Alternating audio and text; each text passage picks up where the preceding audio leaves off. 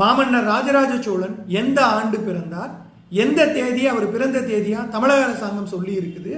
ராஜராஜ சோழன் எந்த இடத்துல பிறந்தார், ராஜராஜ சோழனோட அம்மா வானவன் மாதேவி எந்த இடத்துல உடன்கட்டை ஏறினாங்க, இது எல்லாத்தையும் தெளிவாக பார்ப்போம். மாமன்னர் ராஜராஜ சோழன் பிறந்தது கிபி 947 ஐப்பசி மாதம் சதய நட்சத்திர நாளில். தமிழக அரசாங்கம் இதை நவம்பர் 3ஆம் தேதி அப்படின்னு சொல்கிறாங்க. நவம்பர் 3ஆம் தேதியை தான் ராஜராஜ சோழன் அவர்களுடைய பிறந்த தினமாக கொண்டாடுறாங்க. 2022ஆம் ஆண்டிலிருந்து அவருடைய பிறந்த தினம் அரசு விழாவாக கொண்டாடப்படுகிறது. ரெண்டாவது, ராஜராஜ சோழன் எங்கே பிறந்தார்? திருக்கோவிலூரில் பிறந்தார். இதை திருக்கோவிலூரில் இருக்கிற வீரட்டானேஸ்வரர் கோவில் கல்வெட்டு சொல்லுது. மூணாவது, ராஜராஜ சோழனோட அம்மா வானவன் மாதேவி எந்த இடத்துல உடன்கட்டை ஏறினாங்க?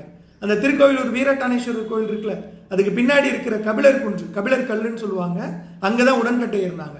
அவங்க உடன்கட்டை ஏறின செய்தியை திருவாலங்காடு செப்பேடும் சொல்லுது, திருக்கோவிலூர் வீரட்டானேஸ்வரர் கோவில் கல்வெட்டும் சொல்லுது. நன்றி.